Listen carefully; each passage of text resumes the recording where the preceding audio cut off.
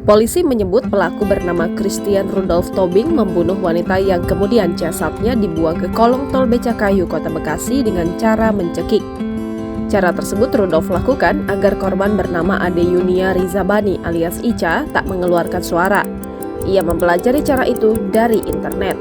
Rekaman kamera CCTV yang terpasang di lift apartemen kawasan Jakarta Pusat itu pun menunjukkan detik-detik sebelum peristiwa pembunuhan yang dilakukan Rudolf. Awalnya, mereka berdua dalam video tersebut masuk ke dalam lift.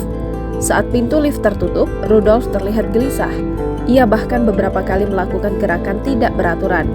Rudolf memancing Ica ke apartemen yang disewa dengan modus mengajak membuat podcast.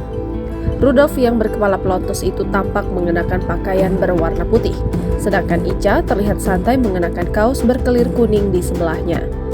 Diberitakan sebelumnya, pelaku bernama Christian Rudolf Tobing yang membunuh wanita yang kemudian jasadnya dibuang ke kolong tol Becakayu, Kota Bekasi ternyata memiliki 3 target untuk dieksekusi.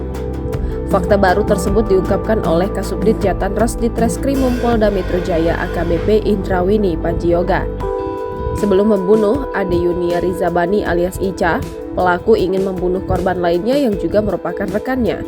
Ia mengatakan Rudolf sudah saling dekat dengan Ica sehingga korban yang dibunuh terlebih dahulu. Padahal target utama Rudolf sebenarnya berinisial H tapi sulit dihubungi.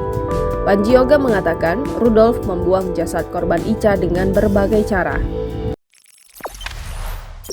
Jangan lupa subscribe, share, komen, dan like ya!